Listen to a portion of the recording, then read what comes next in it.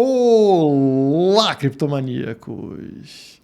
Tem que ser macho para investir em criptomoedas, porque o discurso é sempre desfavorável. A gente sempre nada contra a corrente.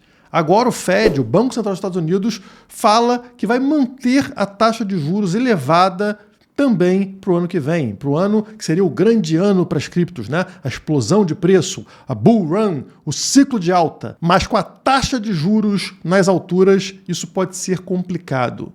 Mas não esqueça que em 2020, no meio da pandemia, o Bitcoin começou a subir. Foi ali, naquele momento, cheio de obstáculos, que a gente começou a ver o ciclo de alta.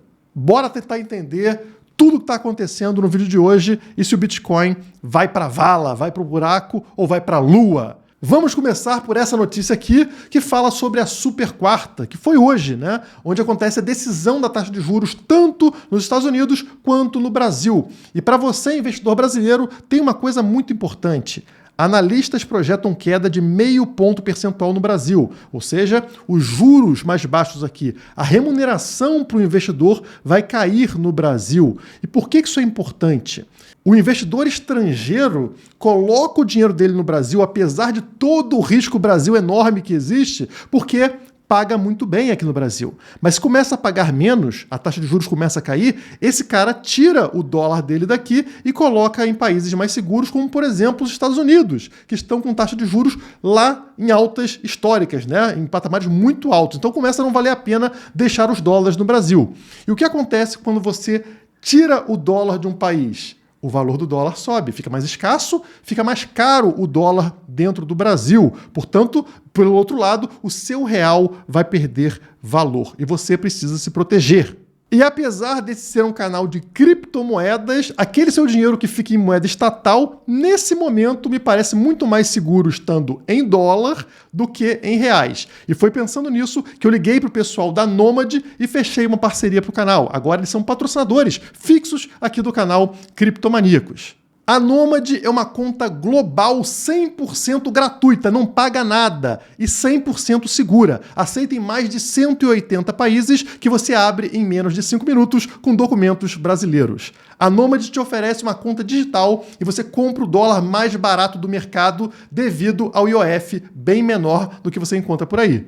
Para comprar é muito simples. Primeiro você baixa o app com o link da descrição, faz seu cadastro em 1 minutinho e vai cair nessa tela que eu vou mostrar aqui para vocês. Na tela inicial você desce aqui para adicionar dinheiro. Clicou, coloca agora na conta corrente, aperta aqui, vamos selecionar, e aqui lá em cima você clica em depositar, tá? Nesse campo aqui, ó, depositar. E aí seleciona a quantidade de reais que você quer converter para dólares. Tá? 500 eu vou colocar R$1.000 aqui para a gente converter para dólares, tá? Para ficar mais fácil. Então, eu vou receber aqui cerca de $200, tá? Clique em continuar, você está vendo as taxas ali, que é muito mais barato do que em casa de câmbio, inclusive, né? E você clica em continuar e vai converter e vai cair na sua conta corrente aqui dentro da Nomad, que é essa conta digital aceita em 180 países. E a conta é super segura para você ir poupando em dólar com garantias do FDIC e do SIPC. E além do cartão de débito internacional global, que pode ser físico ou virtual, a Nomad te permite investir direto na Bolsa de Valores americana com 0 corretagem e a partir de $1. E para ficar ainda melhor, eu consegui um presente para vocês aqui do canal, utilizando o meu cupom na hora de abrir sua conta na Nomad, o cupom é Criptomaníacos, como está aqui embaixo, você ganha $20 de cashback no primeiro câmbio, mas só nos primeiros 15 dias desde que você inseriu esse código, beleza? Então baixa agora o seu aplicativo e comece a comprar dólares para fugir do risco Brasil. Agora que você já está seguro dessa shitcoin chamada real, vamos voltar aqui para o assunto, porque o Fed, o Banco Central dos Estados Unidos, parou de subir a taxa de juros. Deu uma pausa nesse aperto monetário, como fala a matéria aqui, né? Mas projeta mais uma alta nos juros até o final do ano. E pior, Jerome Powell diz que a inflação está longe da meta e que juros voltarão a subir caso seja necessário. E ele ameaça não somente para esse ano, como também para o ano que vem. Diretores do Fed veem os juros entre 5,5% e 5,75% até o final do ano, ou seja, já subindo 0,25%. Também deram sinal de que estão vendo uma manutenção de uma política de aperto em 2024. Vão enforcar o mercado também no ano que vem, quando a gente esperava que começasse a cair a taxa de juros, eles estão falando que não, que vão manter a taxa de juros lá em cima, ou seja, pagando bem alto para o investidor colocar ali em título do governo, em renda fixa e tirar do mercado, né? Tirar essa liquidez do mercado, incluindo aqueles ativos de risco, incluindo ações, criptomoedas.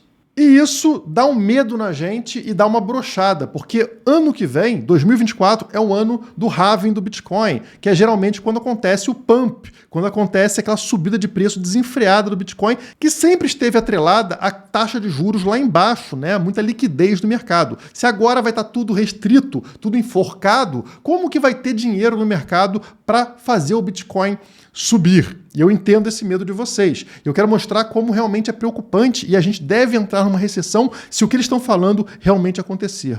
Esse gráfico aqui mostra as small caps, ou seja, as ações de valor baixo lá nos Estados Unidos, né? Não são aquelas gigantes que fazem parte dos índices de ações dos Estados Unidos como o S&P 500. Aqui são ações menores, empresas pequenas. E elas atingiram o menor valor em 22 anos. Esse nível não era visto desde novembro de 2001. Isso indica o quê, pessoal? Empresas pequenas são um motor da economia. E se elas começam a perder valor, perder potência, significa que uma recessão está a caminho.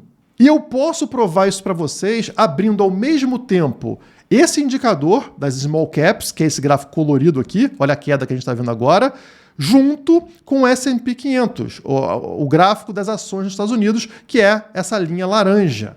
E notem que coisa, pessoal. Olha como as small caps, as empresas pequenas, elas precedem uma recessão grave. Recessão que a gente teve lá em 2000, dot-com bubble, né? Bolha.com. Olha só o que aconteceu. As ações dos Estados Unidos, o S&P 500 estava subindo, a linha laranja subindo com tudo. Mas antes da queda que a gente está vendo aqui no ano 2000, quem estava caindo com muita força? Sim, as ações das pequenas empresas, small caps, estavam desabando enquanto as grandes estavam voando. Tudo certo, tudo tranquilo, mas tinha algo errado na economia e o aviso vinha das small caps, né? Estavam caindo antes da recessão surgir. Mas vamos para a próxima crise, 2008, crise imobiliária nos Estados Unidos. Então vocês vão ver aqui que as small caps estão caindo já aqui, ó, pessoal. Em 2007 começa já uma queda das small caps desabando, enquanto as ações grandes, S&P 500, estão subindo com tudo, sem problema nenhum, ó, continuam subindo aqui. Então, o aviso foi dado pelas small caps, pelas ações de empresas pequenas, e somente depois as grandes desabaram aqui no mercado, gerando aquela recessão. Próxima crise, pandemia, 2020, né, pessoal? Olha só o que acontece aqui a partir de 2019 com as small caps. Estão vendo elas desabando, né? Com tudo, com muita força. Enquanto as ações grandes, a linha laranja, continua subindo bonito. Estão vendo? Está subindo aqui, enquanto as small caps já estavam caindo lá atrás. Ó. E aí o que acontece? Chega em março de 2020, a linha laranja desaba. Muito depois das small caps, das ações pequenas, terem caído. Então, small caps servem como um alerta para a gente de que vem recessão pela frente. E agora, enquanto vocês veem essa linha laranja aqui das grandes ações subindo no mercado, as small caps estão desabando. Elas estão apontando para a gente que tem coisa errada na economia e que deve refletir nas ações grandes muito em breve. Devemos ver aqui as ações das empresas grandes, do S&P 500, também desabar como desabaram em recessões anteriores. O mercado ainda não identificou isso, ainda não viu essa recessão da forma que as empresas pequenas estão apontando para a gente. E por que as pessoas fogem primeiro das ações pequenas? Porque elas estão fugindo para a segurança. Elas estão tentando evitar o que tem mais risco. E o que é menor possui mais risco. Então elas saem daqui e vão para algo seguro. Dólar, ouro, ações de empresas grandes, enfim. sai do pequeno e vai para o grande. É por isso que as pequenas caem primeiro. Isso acontece também no mercado cripto e talvez você não esteja observando. Notem aqui o que está acontecendo com o valor da Ethereum, que é a locomotiva das altcoins, né? Ela que carrega todas as altcoins, ou seja, as criptomoedas pequenas. O que está acontecendo com a Ethereum contra o Bitcoin, que é o grande, que é o seguro no mercado cripto? Tá aí para vocês. Esse é o gráfico de 3 dias da Ethereum contra o Bitcoin. E vocês estão vendo, olha só, a tendência de queda. A Ethereum perdendo valor contra o Bitcoin. E pior, pessoal, ela acaba de romper aqui esse topo, nessa linha branca de tendência aqui para baixo, e junto esse fundo. Vocês estão vendo um caixotinho roxo aqui, nesse patamar, nesse nível que a gente está vendo aqui? Foi rompido para baixo, que era um nível aqui de trás também, ó, que mostrava uma importância de um suporte nesse caixote roxo. Quando foi rompido, desabou até esse nível aqui, ó, pessoal, 0,05 BTC. Então, podemos ter uma forte queda da Ethereum e também das altcoins, tá? Saindo do patamar atual que vocês estão vendo aí na tela e caindo até 0,05 BTC. As pessoas vão fugir de ativos pequenos, das small caps, no caso das criptomoedas, e correr para a segurança, e fugir para a segurança, que no caso aqui seria o Bitcoin. Mas a gente sabe que pode chegar num nível de recessão onde as pessoas fogem também desses ativos grandes, mais arriscados, como grandes ações e Bitcoin, e passem para o dólar, fazendo o mercado desabar. Estando em linha com aquilo que o Fed, que o Banco Central americano, está falando, de enforcar os mercados no ano que vem. E eu sei que esse é o grande medo que vocês têm. Vou estar posicionado em Bitcoin num momento como esse, num momento de mercado tão turbulento, e não tem saída, pessoal. Na minha visão, o Bitcoin ele tem uma correlação com os ativos tradicionais até que ele não tem.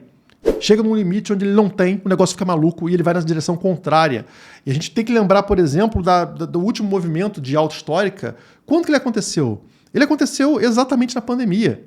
Olha o gráfico na tela, a gente está falando aqui, né? A pandemia foi essa barra de queda aqui do Bitcoin na semana, né? Que levou a um ponto baixo. Não foi o ponto mais baixo, tá? O ponto mais baixo do ciclo foi aqui, tá bom? $3.000, caiu feio, não chegou lá embaixo, tá? Não atingiu o fundo de novo. E a partir dali, a partir de março de 2020, da pandemia, esse foi o movimento do BTC, tá? Chegando na sua alta histórica, rapidamente atingindo lá em cima.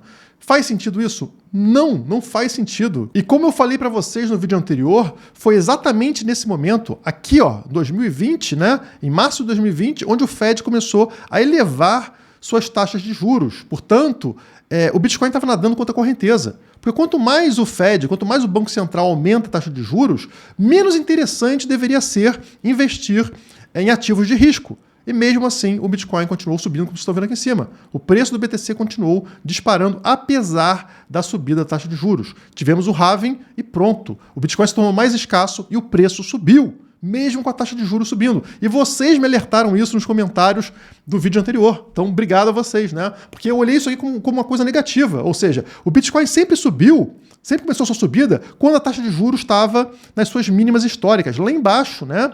Mas, na verdade, ele nadou contra a corrente, porque a taxa de juros estava subindo ao longo de toda a subida do BTC. Nesse momento, a taxa de juros está no talo. E como o Banco Central falou, vai continuar lá em cima em 2024. Mas não vai subir muito mais. Ele vai manter a taxa alta. E em algum ponto em 2024, eles falaram que vai começar a cair, mas cair com menos força do que as pessoas esperam. Mas aí a gente vai nadar com a correnteza. Porque se a taxa de juros cai, isso incentiva investimento em ativos de risco. Isso aumenta a liquidez do mercado, favorecendo uma subida do BTC. Se o BTC sobe, mesmo nadando contra a correnteza, mesmo num ambiente onde a taxa de juros está subindo, o que vocês esperam que aconteça com ele nadando a favor da correnteza, nadando com aumento de liquidez? Pode estar aqui um impacto muito maior do que a gente observou em ciclos anteriores. Todo mundo esperando, na verdade, uma queda para o BTC e acontece o movimento oposto. Ele se tornando mais escasso, reduzindo sua inflação, ao mesmo tempo que leva um empurrão do Banco Central dos Estados Unidos, que joga liquidez, joga dinheiro no mercado. E são aqueles malucos o suficiente para estarem posicionados no Bitcoin num momento como esse que conseguem ganhar muito dinheiro, como aconteceu nos ciclos anteriores. Olha esse gráfico aqui que resume para vocês o que a gente está passando. Todos os ciclos têm o mesmo movimento, uma quedinha antes do pump. Uma quedinha que amedronta as pessoas, faz elas venderem, saírem do mercado para aí sim o preço disparar. Vemos aqui o primeiro ciclo, né? Olha como em 2015 a gente tem todo o bear market, essa queda aqui vindo desde 2013, né? Atinge o fundo do poço em 2015 e aí, ó, sobe e de repente tem aqui, ó, um canal, uma queda, vocês estão vendo aqui, ó, 3 meses de queda e o pessoal fala, vai para o fundo de novo. Só que não, é justamente aqui que rompe esse canal e dispara para uma alta histórica lá no final de 2017. Entramos num novo bear market, fundo do poço do segundo ciclo, disparada de preço, mais uma vez um canal de queda depois disso. Chegamos aqui, ó, pandemia, né? Março de 2020, pessoal falando o quê? Agora acabou o Bitcoin.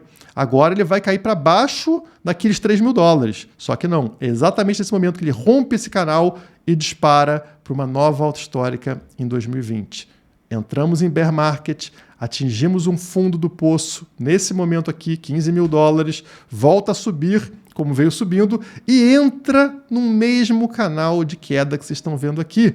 Quando todo mundo está falando o quê? Ah, o Fed vai apertar, Banco Central vai matar, vamos entrar em recessão, Bitcoin vai cair para baixo dos $15.000. E será que mais uma vez não veremos um rompimento desse canal e uma disparada de preço absurda para atingir um alvo lá em cima, próximo dos $100.000? Quer dizer que isso vai acontecer? Não. Quer dizer somente que quem não arrisca, não petisca. É um mercado para aqueles que têm coragem.